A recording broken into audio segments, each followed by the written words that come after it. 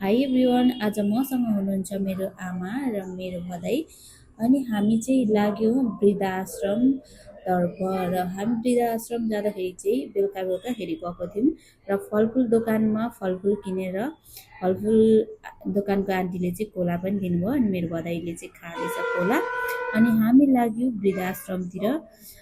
वृद्धाश्रम चाहिँ हामीलाई ठ्याक्कै एक्ज्याक्ट लोकेसन थाहा थिएन, त्यही पनि हामीले यसो टिकटकबाट हेरेर जाँदैछौँ।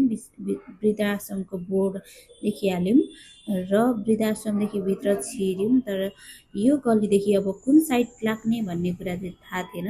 त्यही भएर हामी जाँदैछौँ र यहाँ आइपुगेपछि हामीले एकजना सानो नानीलाई सोध्नुभयो अटो अङ्कलले, र अलिकति अगाडि जानुपर्छ भनिदिनु भयो र हामी अगाडि गयौँ।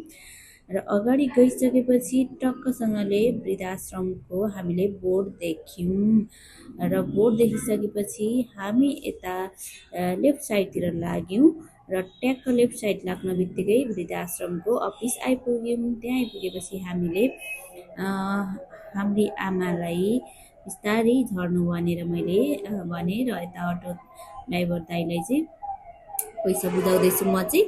अनि आमा र भदै भएर चाहिँ सामान निकाल्दै हुनुहुन्छ, तर सामान चाहिँ हतारमा मैले सुन्तला झोलामा त्यत्तिकै नबाँधिराखेको भएर झरेछ अटोमा आउँदा।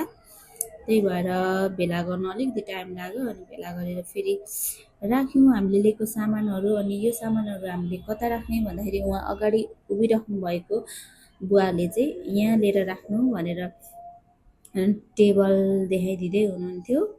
अनि हामीले चाहिँ लगेर त्यहाँ राख्यौँ। अनि त्यस पछाडि त्यहाँको सरसँग एकछिन सरलाई वेट गऱ्यौँ। सर चाहिँ एकछिन बाहिर निस्किनु भएको रहेछ। त्यस पछाडि सरसँग वेट गरेर सरलाई सोध्यौँ र हामीले चाहिँ सामान कसरी कति बेला बाँड्ने भनेर सोद्धाखेरि चाहिँ उहाँले चाहिँ के भन्नुभयो भने यो सामानहरू चाहिँ अब खाना खाने टाइम हुँदैछ उहाँहरूको, यो खाना खाने टाइममा बाँडिदिनु होला भन्नुभयो। अनि त्यस पछाडि हामीले यो 2 कार्टुन फ्रुटी ल्याएको। अनि यो झोलामा रहेको चाहिँ स्याउ सुन्तला र बिस्कुट रहेको छ। अनि यति चाहिँ हामीले लिएर हाम्रो सकेसम्मको सहयोग गर्ने कोसिस गर्दैछौँ। र उहाँहरूलाई चाहिँ मेरी आमाले म चाहिँ बिस्कुट झिक्दै दिँदैछु र आमालाई सजिलो होस् दिनलाई सजिलो होस् भनेर। यहाँ चाहिँ जम्मी 50जना वृद्ध आमा बुवाहरू बस्नु हुँदो रहेछ। र आमाले चाहिँ यसरी अब बिस्कुटहरू बाँड्दै हुनुहुन्छ, म चाहिँ आमालाई सघाउँदैछु। अनि अब यस्तो भनेको आफ्नो घरहरू नभएको दुःख पाउनुभएको बुवा आमाहरू नै सायद हुनुहुन्छ यहाँ बस्नुभएको।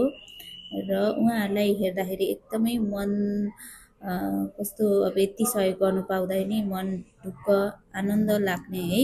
मन्दिरमा गएर पूजा गरे जसरी नै मन शान्ति हुने कि यति गरिसकेपछि चाहिँ। अनि त्यस पछाडि अब यहाँ मुनि ग्राउन्ड फ्लोरमा चाहिँ खाना खानु आउनु सक्ने जति बस्नु भएको रहेछ र कोठामा पनि हुनुहुन्छ भनेर भन्दै हुनुहुन्थ्यो हामीलाई चाहिँ। यहाँको सर मेमहरूले चाहिँ कोठामा पनि हुनुहुन्छ है भन्दै हुनुहुन्थ्यो। र यहाँ 2 तला माथिसम्म बसाउनु हुँदो रहेछ उहाँहरूले आमा बुवाहरूलाई, र माथि पनि हुनुहुँदो रहेछ। हामीले चाहिँ पहिला मुनि बाँडिसक्यौँ, बस्ने जति खानुहुने जतिलाई पहिला सबै कुराहरू बाँडिसक्यौँ। स्याउ सुन्तला अनि यो जुस बाँडिसकेपछि चाहिँ हामी माथि जान्छौँ। कोठामा जतिजना हुनुहुन्छ उहाँहरूलाई बाँड्छौँ भनेर चाहिँ हामीले पहिला मुनि बस्नुभएको खाना खानु बस्नुभएकोलाई दिने कोसिस गऱ्यौँ। र ऊ हजुरआमाले चाहिँ उताभित्र पनि हुनुहुन्छ भनेर देखाउँदै हुनुहुन्थ्यो। र हामीले चाहिँ अनि हाम्रो तल बाँडिसके पछाडि चाहिँ अब हामी माथि जानुपर्छ है भन्दै थियौँ। र अझै हामीले स्याउ एक कुरा गर्दै बाँड्दै थियौँ कि स्याउ सुरुमा स्याउ सुन्तला गर्दै। अनि गाह्रो हुन्छ नि त धेरैजनालाई बाँड्न त अब।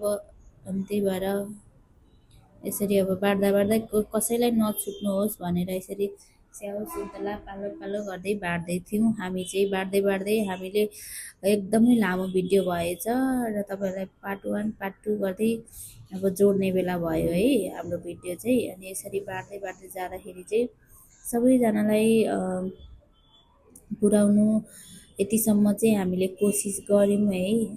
पुग्यो पनि हामीले लगेको सामानहरू सबैजनालाई प्राय उब्रेको हामीले छोडिराख्यौँ त्यहीँनिर।